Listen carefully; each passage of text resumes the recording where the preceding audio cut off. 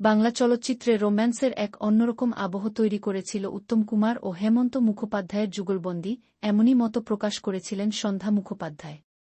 তার বক্তব্য অনুযায়ী, বহু শিল্পী উত্তম কুমারের জন্য প্লেব্যাক করলেও হেমন্ত মুখোপাধ্যায়ের কণ্ঠে উত্তম কুমারের পর্দার উপস্থিতি যেন আলাদা মাত্রা পেত। এর অন্যতম কারণ ছিল দুজনের কণ্ঠস্বরের আশ্চর্য মিল। এতটাই সাদৃশ্য ছিল যে অনেক সময় ফোনে কথা বললেও বোঝা কঠিন হয়ে যেত কে কথা বলছেন, হেমন্ত মুখোপাধ্যায় না উত্তম কুমার। তবে এই জনপ্রিয়তা শুধুমাত্র কণ্ঠস্বরের মিলের কারণে আসেনি বলেও তিনি মনে করেছিলেন।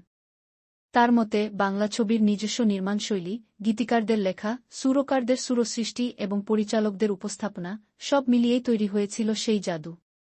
উত্তম কুমারের রোম্যান্টিক ইমেজকে কেন্দ্র করে যে স্বপ্নময় আবহ তৈরি হয়েছিল, সেখানে গান ছিল এক অত্যন্ত গুরুত্বপূর্ণ উপাদান। সন্ধ্যা মুখোপাধ্যায়ের পর্যবেক্ষণে, বাংলা ছবিতে নায়ক-নায়িকার প্রেমের সম্পর্ক অনেকটাই গানের মাধ্যমে প্রকাশ পেত।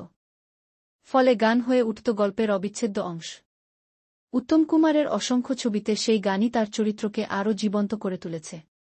আর সেই জায়গায় হেমন্ত মুখোপাধ্যায় অত্যন্ত গুরুত্বপূর্ণ ভূমিকা পালন করেছিলেন। গায়ক ও সুরকার, দুই ভূমিকাতেই তিনি অসাধারণ সাফল্য পেয়েছিলেন। তিনি আরও মনে করেছিলেন, সে সময় বাংলা ছবিতে গানের দৃশ্যায়ন অনেকটাই নির্ভর করত নায়ক-নায়িকার মুখের অভিব্যক্তি ও অভিনয়ের উপর।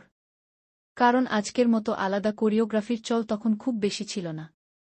সেই জায়গায় উত্তম কুমার তার সংযত অথচ প্রাণবন্ত অভিনয়ের মাধ্যমে গানকে আরও আবেগময় করে তুলেছিলেন।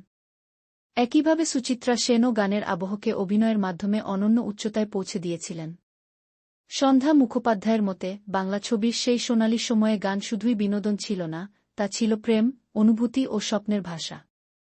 আর সেই ভাষাকে সবচেয়ে গভীরভাবে দর্শকের হৃদয়ে পৌঁছে দিয়েছিল উত্তম কুমার ও হেমন্ত মুখোপাধ্যায়ের অবিস্মরণীয় যুগলবন্দি।